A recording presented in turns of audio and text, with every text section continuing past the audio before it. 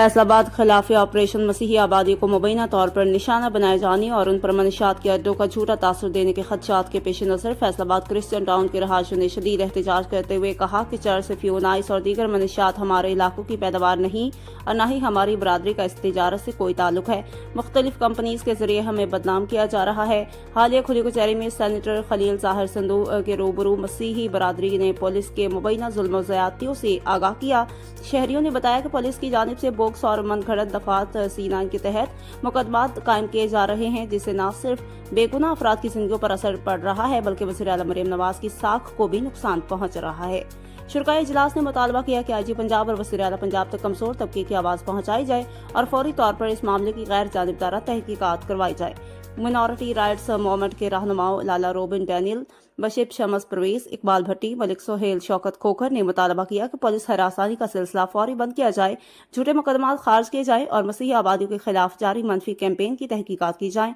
रहनुमाओं ने मजीद कहा कि वज़ीर आला पंजाब मरियम नवाज से संगीन मामले का नोटिस लें ताकि मेहनत कश मसीही बरादरी को मजीद इस्तेहसाल का सामना न करना पड़े।